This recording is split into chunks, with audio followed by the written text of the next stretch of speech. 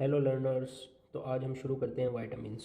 Vitamins क्या हैं, vitamins कितने टाइप के होते हैं, वाइटामिन्स का काम क्या है, और वाइटामिन्स की डेफिशिएंसी की वजह से क्या क्या हो सकता है, उसकी टॉक्सिसिटी भी हो सकती है, ये नहीं हो सकती है। इन सब चीज़ों के बारे में हम इस वीडियो में जानेंगे। साथ ही हम ये हमारी सीरीज़ की पहली वीडियो है, जिसके बाद हम आने वाली वीडियोज़ में पर्टिकुलर एक विटामिन के बारे में बात करेंगे, जैसे vitamin A, vitamin B, vitamin C, इनके बारे में हम बात करेंगे।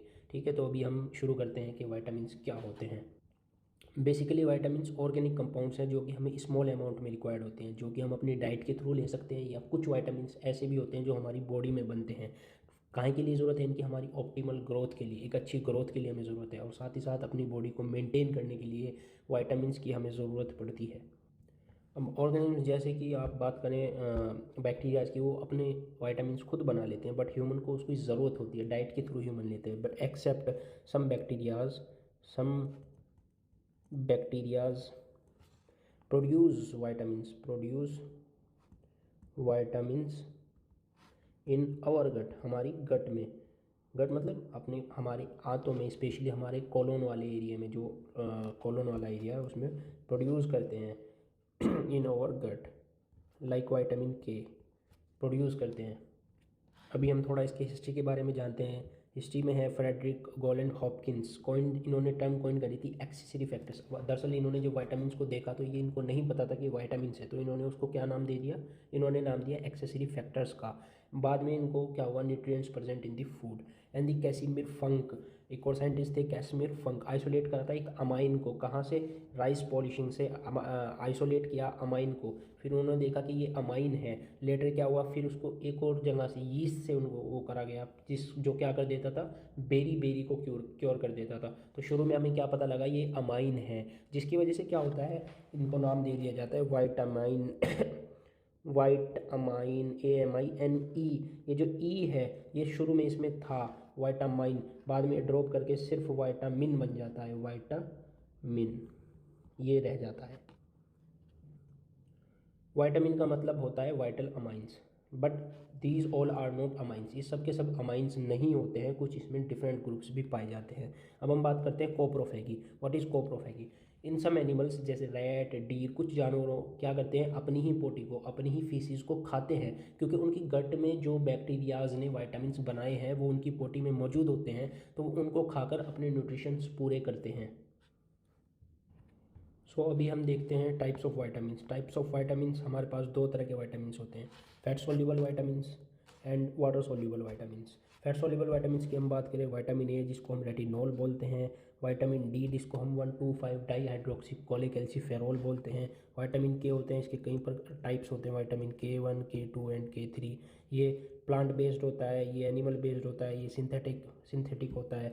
विटामिन ई होता है, जो टोकोफेरॉल्स होते हैं, डिफरेंट टाइप ऑफ टोकोफेरॉल्स को हम विटामिन ई बोलते हैं। अब कुछ विटामिन वाटर सोल्यूबल होते हैं, water soluble further divided into non B complex and the B complex. Non B complex vitamin C आ जाता है। B complex energy releasing and haematopoietic. Energy releasing में thiamine B1, riboflavin, niacin, pyridoxine, biotin, pantothenic acid और भी होते हैं।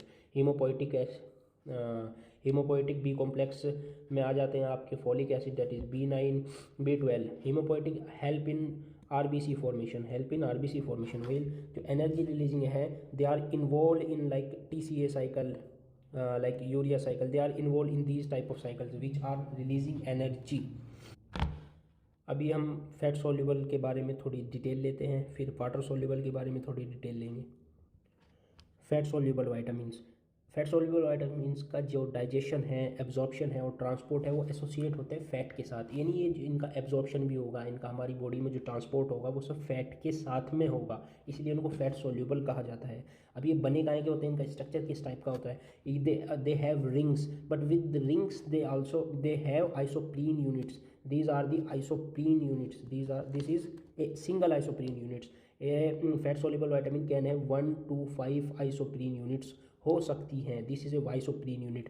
All fat soluble vitamins have isoprene units, but water soluble does not है, water soluble are heterogeneous. Okay, दरअसल मैंने जो आपको बात बताई थी कि कुछ हमारे गट में भी जो बैक्टीरियाज विटामिन्स बनाते हैं, इसी वजह से हमें एंटीबायोटिक्स बहुत ही कम लेनी चाहिए। जब तक डॉक्टर से प्रेस्क्राइब ना करा लो, डॉक्टर ना कह दे, तब तक हमें एंटीबायोटिक नहीं लेनी चाहिए, क्योंकि एंटीबायोटिक्स हमारे उन गट बैक्टीरियाज को भी किल करती है, जिसकी वजह से डेफिशिएंसी ऑफ सम वाइटामिन्स बहुत ज़्यादा हो जाती है।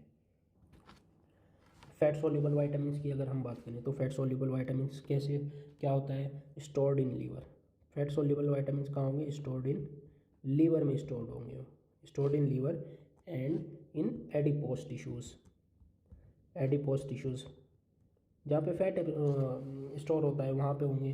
दूसरा, not easily excreted, not easily excreted, excretive in what, in potty, in toilet, आसानी से एक्सक्रीट नहीं करते हैं। और इनका एक्सिस कंजम्पशन यानी ज़्यादा कंजम्पशन कि हम कंजम्पशन यानी इनको ज़्यादा लेने की वजह से, थ्रू टैबलेट्स के थ्रू या कुछ ऐसी चीज़ें ज़्यादा खाने की वजह से इसमें वाइटामिन से ज़्यादा है, इनका क्या हो जाता है, excess consumption leads to toxicity. क्या हो जाता है, टॉक्सिसिटी, वो भी हमारे लिए हार्मफुल है। यानी डेफिशिएंसी हो जाए, कमी हो जाए तो भी हार्मफुल है, और ज़्यादा हो जाए तो भी हमारे लिए वो हार्मफुल होते हैं। अभी हम टॉक्सिसिटी के इफ़ेक्ट्स के बारे में बात करें तो एनलार्जमेंट क्या हो जाता है, एनलार्जमेंट ऑफ लीवर हो जाता है, एनलार्जमेंट ऑफ लीवर, लीवर हमारा बड़ा हो जाता है। दूसरे पॉइंट की बात कर रहे हैं, डीकैल्सिफिकेशन, डीकैल्सिफिकेशन हो जाता है, डीकैल्सिफिकेशन ऑफ बोन, यानी हमारी बोन में कैल्शियम की कमी हो जाती है, या क्या हो जाता है, हाइपर कैल्सीमिया, हमारे ब्लड में क्या हो जाता है, कैल्शियम बहुत ज़्यादा हो जाता है, हाइपर कैल्सीमिया। तो ये सारी चीज़ें इसकी टॉक्सिसिटी की वजह से होती है, उसके ज़्यादा लेने की वजह से। सबसे ज़्यादा टॉक्सिक, हम सबसे ज़्यादा टॉक्सिक की अगर बात करें तो कौन से होते हैं, vitamin A and D most toxic होते हैं, ठीक। लेकिन अभी अगर हम बात करें डेफिशिएंसी की वजह से क्या होता है, डेफिशिएंसी की वजह से तो कुछ होना चाहिए, लाइक रैकेट्स होता है, ऑस्टियोमलेशिया, जब ये एडल्ट में इसकी डेफिशिएंसी होती है, कुछ ऑस्टियोमलेशिया टाइप चीज़ हो जाती है, ठीक है। ब्लड क्लॉटिंग में प्रॉब्लम आने लगती है, ब्लड क्लॉटिंग में प्रॉब्लम आने लगती है। तीसरा, नाइट ब्लाइंडनेस जैसी प्रॉब्लम्स आती है, नाइट ब्लाइंडनेस, रात को दिखना बंद हो जाता है, अंधेरे में दिखना बंद हो जाता है।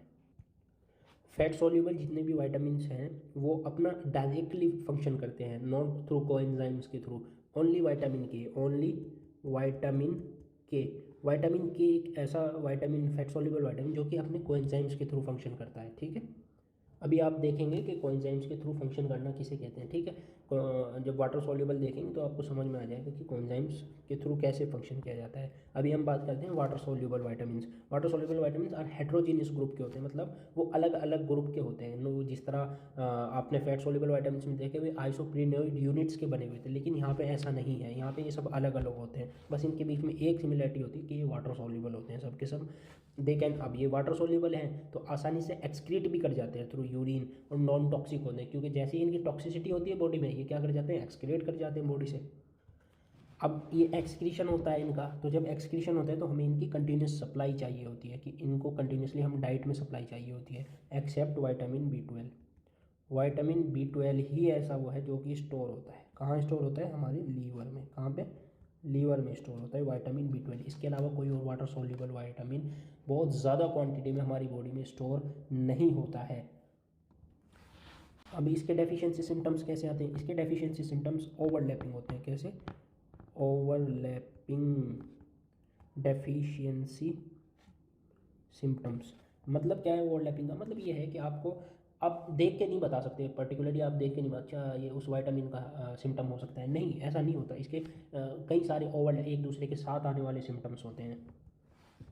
दे फॉर्म, मैंने कहा था ना ये कोएंजाइम्स के थ्रू काम करते हैं, तो फॉर्म कोएंजाइम्स फॉर्म करते हैं। कोएंजाइम्स खाने के लिए बहुत सारे बायोकेमिकल रिएक्शंस को कराने के लिए ये क्या करते हैं, कोएंजाइम्स फॉर्मेशन करते हैं। अब उसमें क्या हो सकता है, एनर्जी जनरेशन, मैंने बताया था ना, एनर्जी गिविंग, एनर्जी जनरेशन के लिए हीमेटोपोइटिक होते हैं, हीमेटोपोइटिक, ये इस तरह की रिएक्शंस कराने के लिए क्या करते हैं, कोएंजाइम्स फॉर्म करते हैं। और इसी कोएंजाइम फॉर्मेशन की वजह से क्या आता है, ओवरलैपिंग सिम्टम्स आते हैं। एग्जाम्पल के तौर पे अगर हम देख लें तो एग्जाम्पल के लिए अगर हम लें जैसे vitamin B1, B6 and B12 के जो सिम्टम्स हैं वो कैसे हैं, न्यूरोलॉजिकल मैनिफेस्टेशंस होती हैं, इसमें कुछ कमी आ जाती हैं।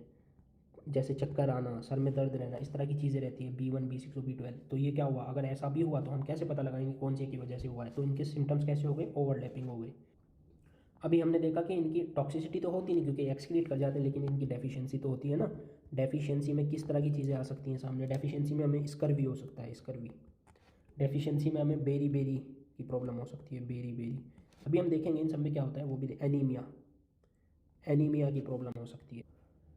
तो अभी हम देखते हैं वाइटामर्स। वाइटामर्स किसे कहते हैं, वाइटामर्स बेसिकली वो केमिकली सिमिलर सब्सटेंस होते हैं, जो केमिकली सिमिलर होते हैं, जो कि पर्टिकुलर वाइटामिन की तरह काम करते हैं, तो उन्हें हम उसके क्या बोलते हैं, वाइटामर्स। जैसे हम एग्जांपल ले लें, एग्जांपल के तौर पे pyridoxine, pyridoxal and pyridoxamine are the vitamins of vitamin B6।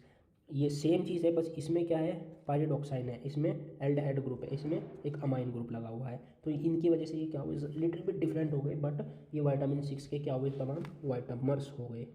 सो अभी हमने ये तमाम पूरी की पूरी बेसिक्स चीज़ें, एक विटामिन क्या होते हैं, क्या होते हैं, कैसे होते हैं, कितने टाइप के, तो वो देख लिया। अभी ज़रा सा हम एक कंपैरिजन कर लेते हैं, उस कंपैरिजन के बाद हम अपनी वीडियो को एंड करेंगे। ओके, तो अभी कंपैरिजन के लिए फैट सॉल्युबल और वाटर सॉल्युबल विटामिन के बीच में एक कंपैरिजन कर लेते हैं।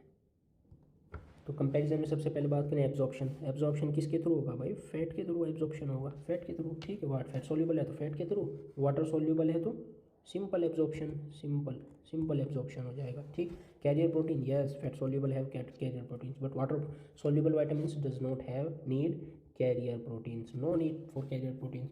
Storage, fat soluble stored in liver, fat soluble stored in liver, but water soluble no storage, no storage except vitamin B12। हमने पहले देखा था excretion, not greatly, no excretion, और होता भी है तो बहुत कम। यस एक्सक्रीशन हो जाएगा, किसके थ्रू होगा, यूरिन के थ्रू एक्सक्रीशन हो जाता है। डेफिशिएंसी मैनिफेस्टेशन हमने देखे, और डेफिशिएंसी मैनिफेस्टेशन व्हेन स्टोर्ड, अगर स्टोरेज कम हो जाए, लो स्टोरेज में कमी आ जाए, लेकिन यहाँ पे क्या होगा, हमें इसको कंटिन्यूसली लेना होता है अपनी डाइट में, रैपिड डेफिशिएंसी हो जाती है वाटर सोल्यूबल्स की। दूसरा टॉक्सिसिटी की हम बात करें तो हाइपर वाइटामिनोसिस हो जाता है, क्योंकि ये हाइपर वाइटामिनोसिस क्यों होता है ऐसा, क्योंकि ये स्टोर होते हैं हमारी बॉडी में। अब हमने थोड़ी भी डाइट ली में इसको लिया तो ये स्टोर हो जाएगा, लेकिन वाटर सोल्यूबल स्टोर नहीं होते, नॉट एक्सक्रीटेड इजीली, जिसकी वजह से क्या होता है, ये स्टोर नहीं होते, ठीक। अब क्या होता है ट्रीटमेंट डेफिशिएंसी, हम देखें तो ट्रीटमेंट डेफिशिएंसी में हम देखेंगे लार्ज डोजेज में प्रिवेंट डेफिशिएंसी। अगर हम लार्ज डोज ले लें तो डेफिशिएंसी होने से बच जाएंगे, लार्ज डोजेज, बट ये क्या होगा, कंटिन्यूसली सप्लाई इन डाइट में कंटिन्यूसली चाहिए। तो ये हमारा एक जनरल व्यू था विटामिन के बारे में। होप, मुझे लगता है आपको ये वीडियो अच्छी लगी होगी। अगर ये वीडियो आपको अच्छी लगी है तो डू दिस।